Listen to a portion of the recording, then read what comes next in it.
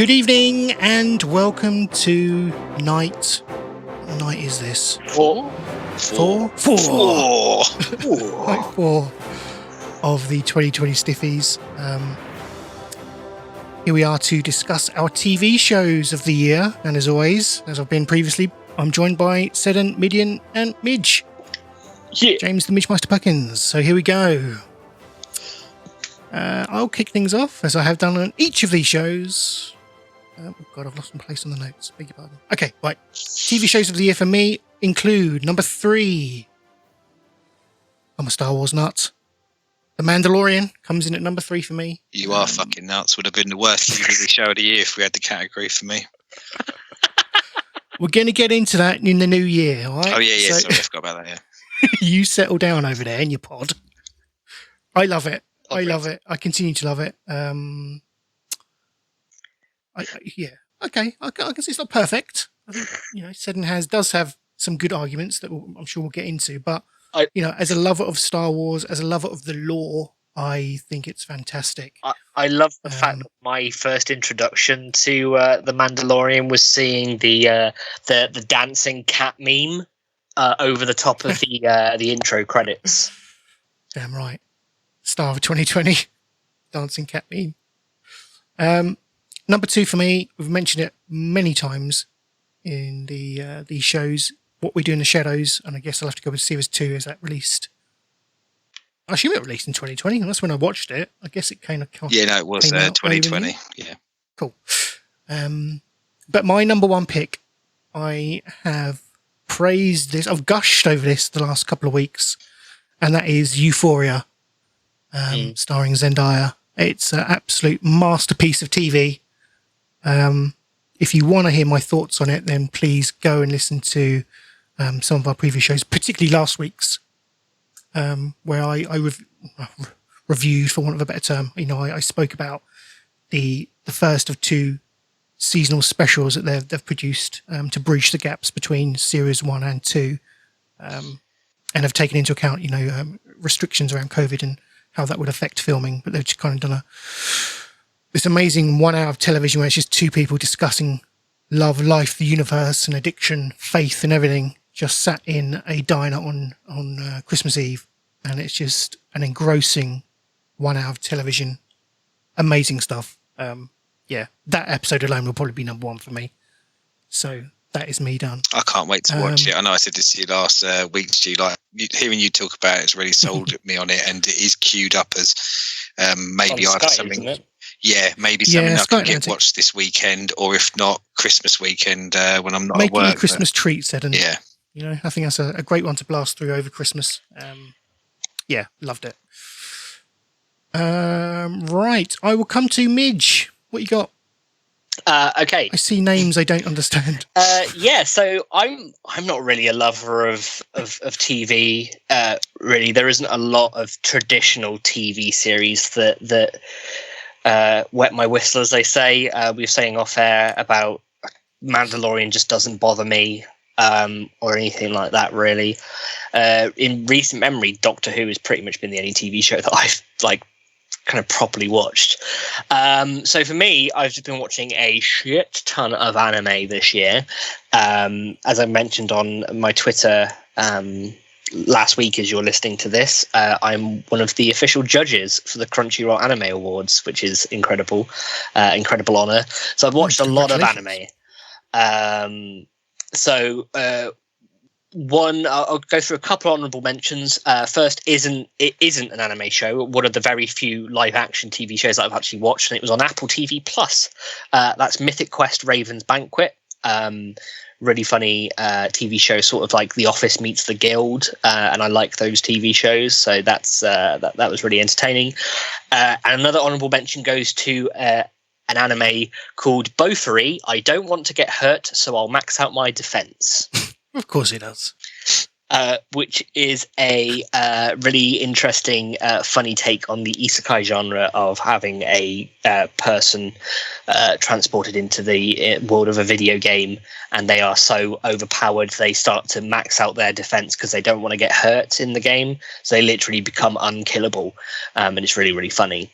So my top 3 are all anime. Number 3 is the hilarious rom-com Rent-a-Girlfriend. Something that at this rate I probably will need to do because I'm 30 now and I'm still single. So I'm going to move to Japan and use this service because it is actually a service in Japan. Number 2 is another rom-com isekai called My Next Life as a Villainess, All Routes Lead to Doom. You'll see a sort of theme that a lot of anime series do have really long titles, but hey, it's all good fun. But the number 1 TV show of the year is one of my all-time favorite anime series, and that is Keep Your Hands Off Eizouken. And it's a TV show surrounding it's a story surrounding 3 girls who want to make anime. You have Asakusa is the main character, main of the 3 girls. She fell in love with anime as a small child and wants nothing more than to make, to share her creativity and her vision with the world. She's best friends with Kanamori, who is obsessed with money. So she turns out to be the producer of their little venture into the world of anime. And they meet Mizusaki, who loves to draw characters and wants to be a character artist, even though her parents are trying to force her to be a singer and a performer, or an idol, I would suppose you would say. So what really stands out to me in this series is that it's a love letter to the art form of creating manga and anime. The original manga has just started to come out in English. They just finally got it translated to English because this series came out at the very start of the year. So it finished just as we were about to go into lockdown. So I rewatched it again during lockdown and just absolutely adored it. And just this past week, I got hold of the first volume of the manga in English as well. So I'm looking forward to getting stuck into that. It's a real love letter to this art form and the passion and the creativity of people that work in it. And it's funny, it's heartwarming, beautifully animated. It's directed by Masaki Yuasa, who's an absolute legend in the anime world, and his studio, Science Saru, who he co-founded with a South Korean lady called Eun Choi. They were the co-founders of the studio, and Yuasa has actually taken a sabbatical, so Eun Choi is now the CEO of the company, and I had the absolute honor of interviewing her earlier this year to talk about Eizouken. So just with that and the fact that it's a love letter and it's so well done and portrayed, and the characters' chemistry is some of the best I've ever seen, it really does resonate with me personally in terms of being a creative person and somebody who wants to succeed in the industry of being a creative force. It spoke to me on so many personal and deep levels, and it's just an incredible piece of animation as well. So I hope that people go and seek it out if you love anime. And I can't wait for them to bring out the live action film and TV series that they've done. I can't wait for them to bring it out over in English speaking territories, because it's currently only available in Japan and nobody's translated it yet. But yeah, Keep Your Hands Off Eizouken, my number 1 TV show of 2020. Excellent stuff. I think that's the point of doing these kind of shows. And that's the point of the podcast, isn't it? Is, you know, recommending stuff for people to listen to. I've had countless of conversations with people that do listen.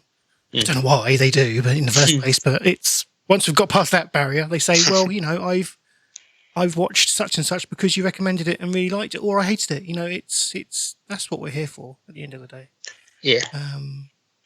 I'll come to Mid. Have you got anything for us for this section, Mid? Is it I got 3. No, I got 3. You're constant pleasure on YouTube. That's harsh, Stu.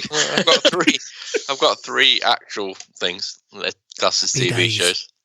Hit me, Mid. So number 3 is Castlevania season 3 on Netflix.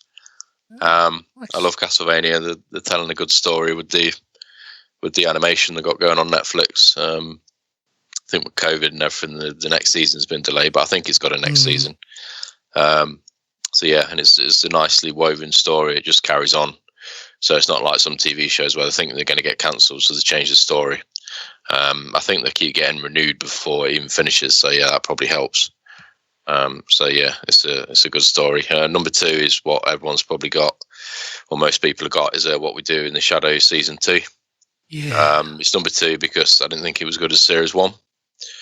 If it was good as series 1, it would have been number 1.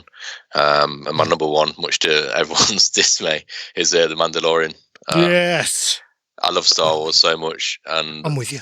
I love Westerns. So, I love this program. Yeah. Thank you, Mid. Yeah, I really enjoyed. You've just reminded me. I really enjoyed the first series of that Castlevania show. Same here. I was thinking exactly that when you said season 3. I thought, oh bloody hell, I haven't seen anything past season 1, and I really liked season 1. It just occurred to me, like you said, that okay, I didn't even know they'd done a season 2 and 3. But yeah, maybe I should go check that out. Chuck that on my watch list. Yeah, I mean the episodes are quite long, but there's not many. I don't think it's not 20 odd episodes, like 6 or 7 episodes in a season. So yeah, it's good. Excellent, thank you. Some solid choices there from me. Others might not agree. Speaking of which, Seddon, we don't talk about that, do we? We don't talk about it. But yeah, so my number 3, 2, and 1 are The Mandalorian. No, fucking not. And number 3 for me was Tales from the Loop, which was on Amazon Prime, and I kind of stumbled along it. It's not something that I'd really been looking for, but it was actually based off of someone had seen a art book that a Swedish artist had done, and there was sort of kind of low tech robotics, and they built a story off of it, and they made I think it was 8 episodes, an 8 episode sort of TV show out of it, and it has some sort of kind of anthology elements to it. So each episode kind of has a bit of a standalone element, and it's a bit of a sort of sci-fi story, but there's an interweaving story, and it's all based around one town, and it really impressed me. It wasn't necessarily something that I'd expected to get much out of. I just thought it might just be a half decent sci-fi, but no, I was much more impressed with it than I thought I was going to. And it feels like a show that might go under the radar for too many people because there wasn't a lot of buzz, and maybe it was the time that it come out. It did come out. I think we were in early doors of lockdown at that point, and I think Tiger King was out there to compete with it and stuff like that. So it probably didn't get the attention that it needed. Number 2, 2020. Yeah. Number 2 for me was Afterlife season 2, which I'm pretty sure was this year. Again, I get confused on what it was, but I think it's wonderful. I've often thought, well, if you don't like Ricky Gervais, you probably won't, or you might struggle with this. But I know we talked about it a lot of the time, but for me, it deserves to be on best of lists because of the way that it interweaves and some of the movie choices, humour with grief, and I think it is an amazing portrayal of the process of losing someone in your life, but shows the well-rounded aspects of it. Shows that it's not just put a fucking smile on and everything will be all right. It does everything, and it is really funny as well. The use of the term cunt is prevalent in it and delivered very well all the way through. Before I do the top one, I did just want to say I thought it was actually, considering what we said about cinema earlier and how little it was, I did think it was a really good year for TV. And I think that sort of streaming services and seeing TVs that way even blossomed even more this year. And, I know we talked about it and we didn't like it as much, but things like The Haunting of Bly Manor I thought were really good. Umbrella Academy season 2, Boys season 2, I think there's some real strong stuff out there. But the top show for me this year was What We Do in the Shadows season 2, and I won't bang on about it again because, as I say, we've covered it multiple times already. But it's wonderful, and I can't wait for season 3 or anything else that any of them do ever again. you want to knock out your honourable mentions as well? Because you do. I've covered most of them. The only one I didn't cover was Curb Your Enthusiasm season 10, which is. But again, I think if you like Curb Your Enthusiasm, you're going to like season 10. If you don't, don't join it in season 10. But yeah, I think there's some great stuff going on in TV. There is a lot of kind of event series this year, weren't there? We spoke about a lot of them throughout our lists. I think hype comes out around these shows. I think sometimes they don't deliver. Sometimes they do. I think it allows for something that probably we haven't had for a long time in TV, and that is. And my God, I am going to have a pop at The Mandalorian again in a second, but it allows for people to actually make very creative, well-written stuff that probably wouldn't have been shown on an ITV or something like that. Probably isn't viable on commercial telly, but I think streaming services allow you to tell more niche stories that maybe don't have that blockbuster element, but at the same time on streaming services, it does allow you to tell the big blockbuster stories as well. And we say The Mandalorian obviously fits into that glove. And I think going into next year, we talked about the Disney announcements the other day, didn't we? The amount of Star Wars and Marvel, it actually allows for a much broader range of TV now. And I know we've banged on about our love for YouTube, but I just think there's so much for us to be able to consume now that no matter what your interest or your taste is, there's something out there for you now, which I think is a great thing. Yep. Including third-rate podcasts such as ours. Yeah. I think third rate has been kind to be honest. We've got to hype ourselves up a little bit, haven't we? Can you get lower than third rate? I guess you probably can. Let's just kind of round up our picks then. Thank you, Seddon, by the way. My TV show of the year for 2020 is Euphoria. Mideon has picked The Mandalorian. Seddon has gone What We Do in the Shadows, Season 2. And Midge has gone with Keep Your Hands Off Azuken. Have I pronounced that correctly? Correct. Thank you. Let's do our listener picks. First up, Chris Lacey has gone with number 3, Filthy Rich, which is an Epstein doc.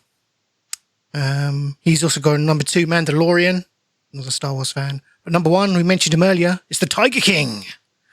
That kind of went viral mid-year, didn't it? The Tiger King documentary. So yeah, that's probably going to be on quite a few of our listeners. Not the submissions we've received, but just in general, people out there. I think it's generally well regarded. Kenny, what's he picked? TV shows of the year. Inside Number 9. The Good Place, which he clarifies the last episodes were released at the start of this year, so he feels the need to clarify that. And his number 1 TV show of the year is Queen's Gambit. I've not seen that yet. I've heard a lot of good things about it. Yeah. That's on Netflix, I believe, isn't it? It is indeed. Anya Taylor-Joy. Yeah. Amazing actress. Amazing actress. I don't know. I'm not sure if I can get behind a TV show about chess. Yeah.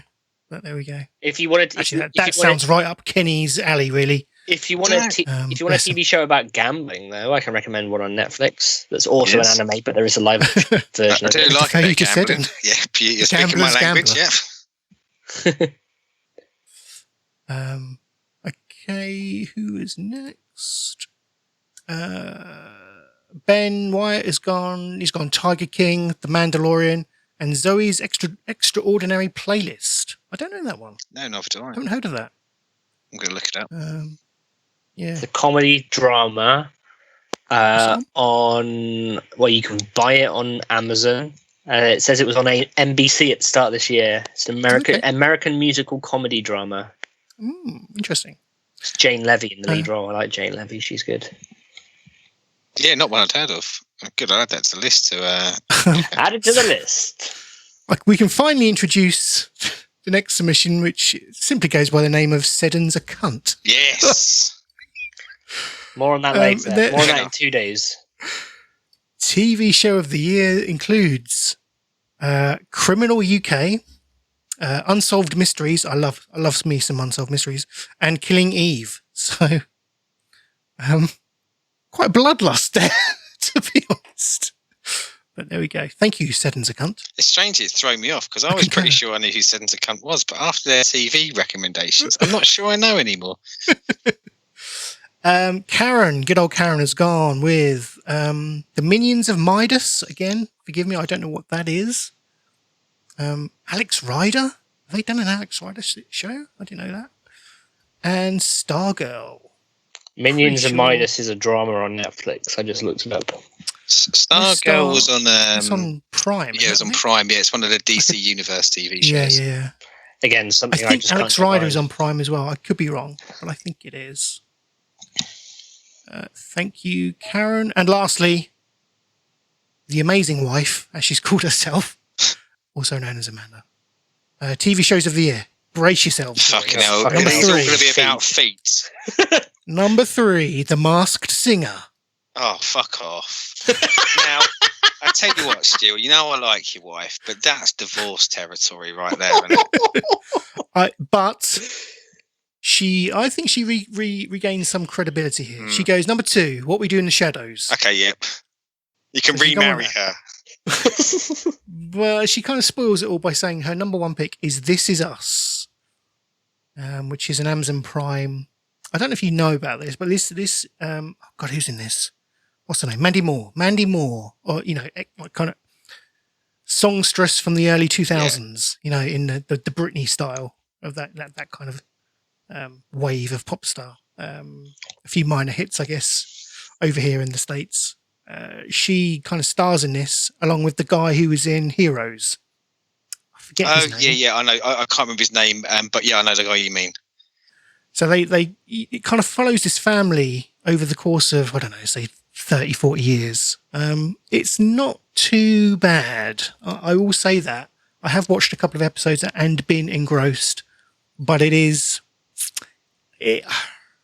don't know. I don't think it would be many of our cup of teas. Let's put it that way. I just want to record that your task for probably the next 10 years is to make sure that Amanda never mentions this to Andrea. Because I just saw that there's 5 seasons of it, and I just saw like the poster for it, and I went, I never want this on in my house. Yeah. So, stay clear. So there we go. Thank you, Amanda. And that is it. Jesus. She loved it. Right. Okay. They are our picks for TV Show of the Year. Hope you enjoyed that. We'll carry on our discussion tomorrow night. I think at this point it's going to be, if my calculations are correct, it's going to be Christmas Eve. So, where we will be discussing our game of the year. So, join us for that. Thank you and goodbye.